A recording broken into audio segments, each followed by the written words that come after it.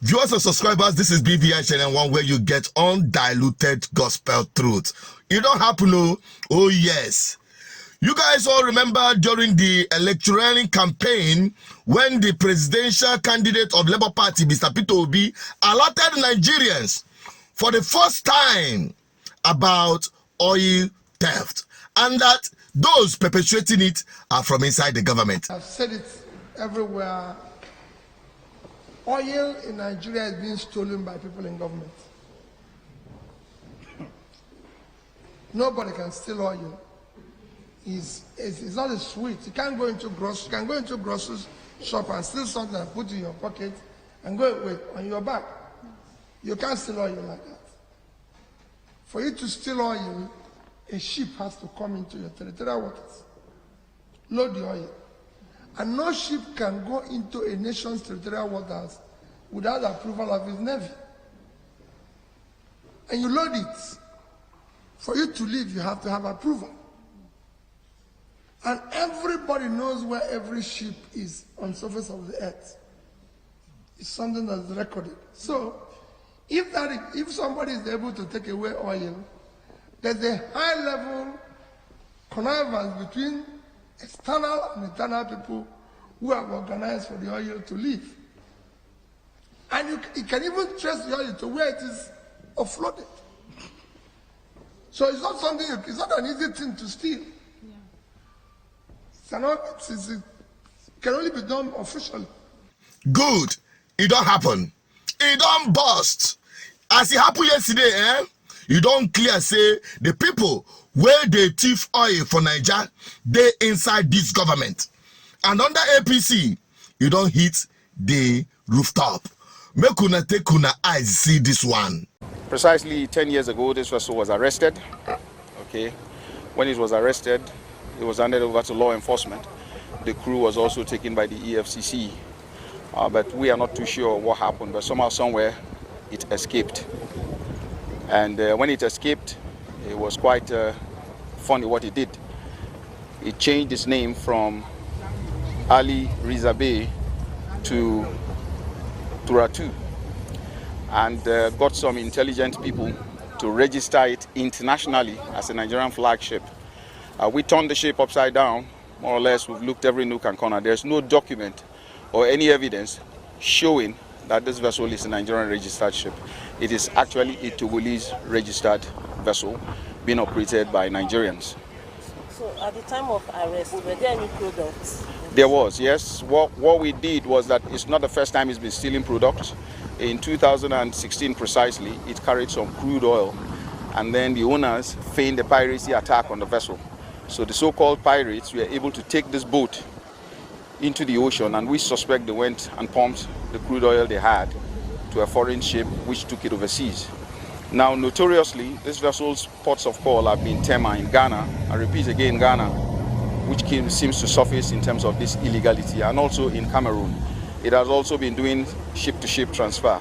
In this particular situation, we had to allow the ship to be able to steal before we apprehend them. And due to the current actions by the NNPC for us to police the pipelines and all of that, they found it very difficult to come into the creeks to carry out these acts. But now they are concentrating more on the jackets in the ocean and the platforms in the ocean. So in this case, they went to a particular platform off Ondo State, a jacket precisely, and then connected their hoses, which you will see when we get there on deck. You will see them into the jacket. And on connecting to these jackets, they started pumping the oil. So we didn't want them to pump so much into the ship. I think so far so good. They've got probably better part 150, possibly that much, 150,000 liters or something like that. That's probably what they have. It not end like that. Not be here the news end. The next thing that followed immediately when this discovery was made and it was made public, boom, they set the ship ablaze. In which country, in which same clime do you burn and destroy evidence? They are quick to burn this vessel, not as a way of punishment, but as a way of cover up of those who are inside the deal, because they inside the government. When I get them now, I don't know the kind of country you are having as a nation you call Nigeria. It is totally unbelievable that in this dispensation where it is effort are being made, so-called effort being made by government to stop oil theft, then you catch one, you go and quickly destroy the evidence so as to cover up those who are in. Who are you deceiving? No, Nigerian federal government, who are you deceiving? The naval people that went in, or in fact they said it was even a private security contractors that were able to nab these guys quickly. Boom. The next thing is that they said the vessel ablaze. And from the report, you can hear them say that it is not the first time this vessel had been caught, including those on board. But one thing led to the other, as usual in Nigeria. The ship disappeared. It is only in Nigeria that a whole ship will just disappear from custody. It is only in Nigeria that when you catch criminals of this magnitude, it is swept under the carpet and nobody asks questions.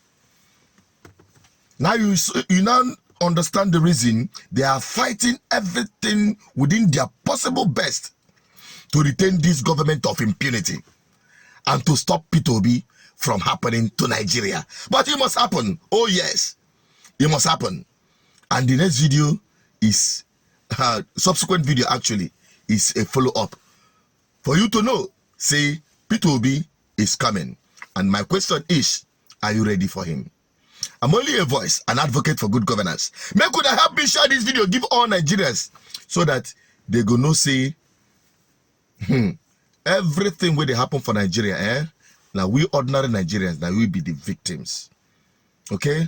And the only way to salvage ourselves is to get rid of this government of impunity. To start with, when you talk about P2B and the Nigerian project, it is for the freedom of every Nigerian, irrespective of where you come from, irrespective of your ethnicity, irrespective of your religion. Okay? So, my people, make you help me share this video. Give any Nigerian where you know, and let them see the importance of this ballot revolution and to reclaim this stolen mandate by this government of impunity.